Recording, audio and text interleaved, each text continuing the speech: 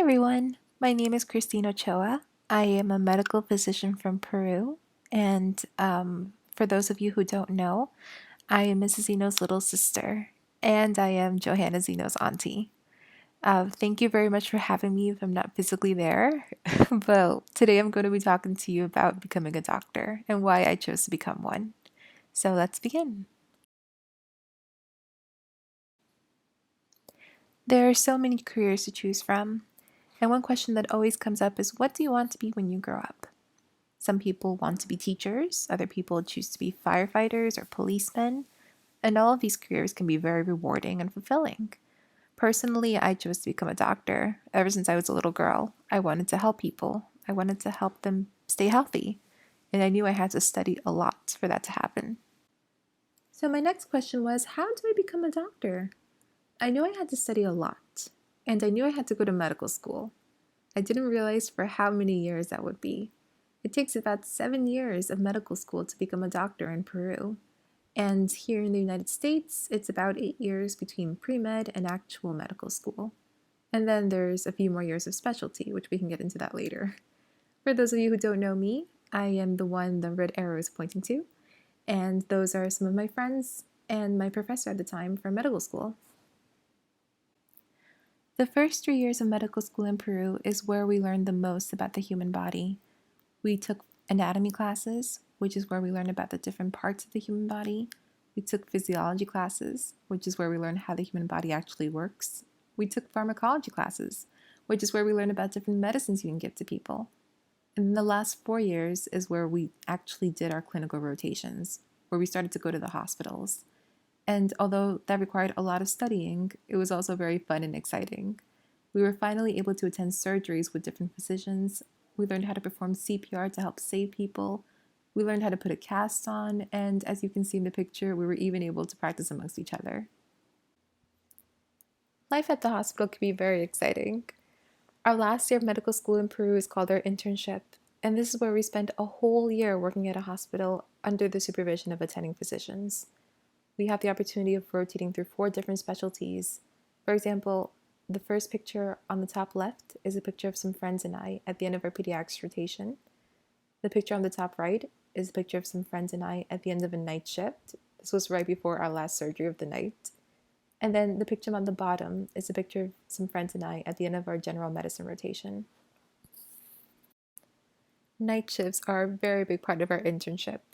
This is where we spend a whole night working at a hospital, and sometimes can work up to 36 hours. For example, the picture on my top left is me falling asleep on the couch after working for 30 hours straight. Some of us fall asleep a little sooner. For example, my friend on the right who fell asleep after 15 minutes. After 7 years in medical school, lots of studying, and our internship, we finally get to graduate, and in Peru, we were officially doctors. This is me during my graduation ceremony. That's my mommy and daddy. And for those of you, again, who don't know, that is also Mrs. Zeno's mommy and daddy. You learn a lot during medical school, and it doesn't stop there. You're always learning. After medical school, you have the opportunity of choosing a specialty, and there are many different specialties to choose from. For example, some doctors mainly look at a person's heart. They're called cardiologists. Other doctors mainly perform general surgeries, and they're called general surgeons. Others perform brain surgeries, and they're called neurosurgeons. While all of these doctors look at different parts of the human body, they all have one thing in common, and that is to help diagnose and treat a person. One thing that is very important in order to do this is having compassion and empathy towards people. It is important to know why the patient is there, how they're feeling, and what's hurting them in order to diagnose and treat them. As I mentioned earlier, one of the specialties that you can choose from is cardiology. And here's a quick video about how the human heart works and its different parts. Your heart beats about 100,000 times, sending 2,000 gallons of blood surging through your body. Although it's no bigger than your fist, your heart has the mighty job of keeping the blood flowing through 60,000 miles of blood vessels that feed your organs and tissues. Food, water, and oxygen are essential for the existence of human life. Blood transports all these substances through various channels called blood vessels. blood vessels involves arteries, veins,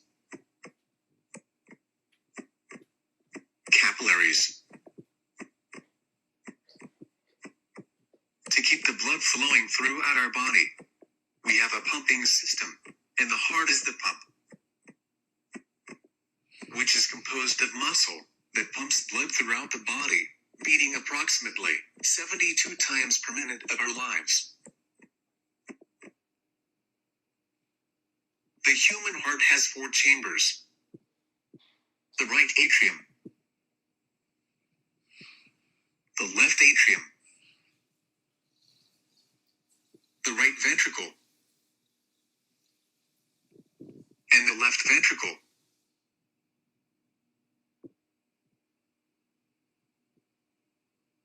There are 4 valves in the heart. These valves are tricuspid valve, mitral valve, aortic valve, pulmonic valve.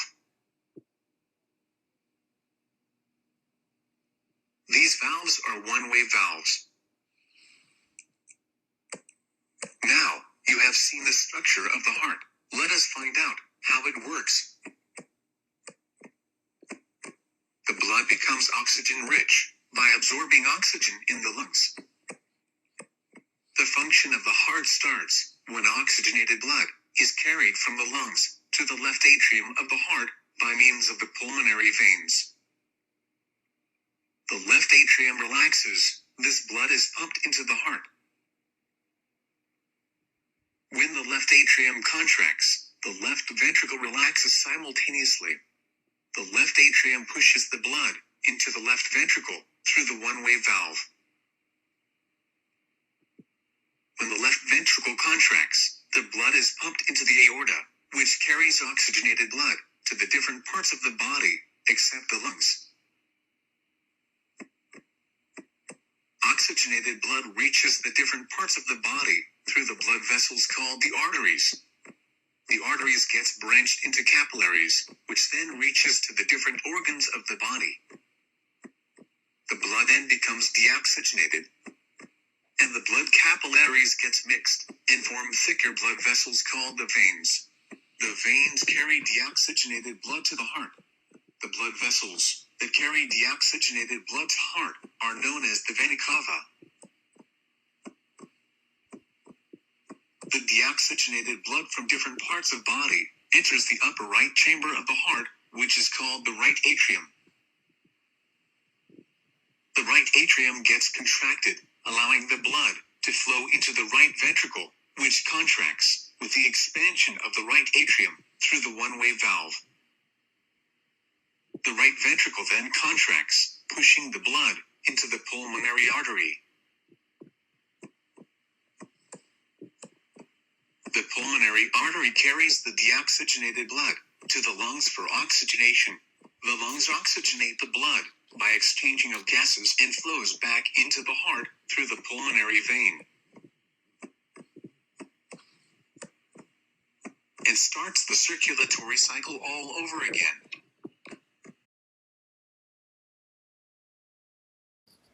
Now, when it comes to checking a patient, there are many things that take into account. Something that is very important when we first check a patient is to look at their vital signs. There are 5 main vital signs that we look at. One is oxygen saturation, where we use an oximeter. This also gives us the pulse sometimes. One is the pulse or heart rate, which gives us the heart frequency at the same time. Another is blood pressure. The next is temperature to see if the patient has a fever. And the last one can be respiration rate, where we actually listen to their lungs and count how many breaths they take per minute. All of these are very important in order to see if the patient is healthy, and they help us to diagnose and to treat patients. Lastly, I thought it would be a good idea to touch a little bit about COVID-19, or more commonly known as the coronavirus. As you may know, there is currently a pandemic going on, and that means that we have to take some extra precautions. For example, one precaution that we must take is wearing our face masks properly, making sure that we cover our nose and our mouths. Another is maintaining social distance, so keeping about 6 feet to 2 meters away from each other. And lastly, and probably one of the most important ones, is washing our hands. Washing our hands not only helps with the coronavirus, but it helps with all kinds of other germs, virus, bacteria. Now, speaking of washing our hands, there are traditionally 3 ways we can wash our hands. The most common one is social hand washing, which takes about 30 seconds to do. The next one is clinical, which is about 45 seconds to 1 minute, and is the one mainly doctors use. And the last one is used for surgeries, and this one takes about 10 minutes. It is 5 minutes per arm because surgeons wash their hands and their arms before surgery. As we know, washing our hands is very important to help prevent the spread of COVID. And in order to wash our hands properly, we want to make sure to use enough soap and really scrub in between our fingers, nails, and the top of our hands, and rinse for about 10 seconds. As I mentioned a few times during this video, there's a lot of studying when it comes to becoming a doctor. You get to learn all about the human body. You have the opportunity to meet many different people and help many different people, and that alone gives you a new perspective on life. Here's a picture of myself with a patient of mine and her little baby after being discharged from the hospital. Treating people, helping people is one of the most rewarding experiences you can have in the medical field. Everyone, it's Christine. As you guys know, I'm a physician from Peru, and I want to thank you guys for listening to my video. I hope it was informative and it gave you guys a better idea of what it's like to become a doctor. Thank you all again for listening. I'll see you soon. Bye-bye.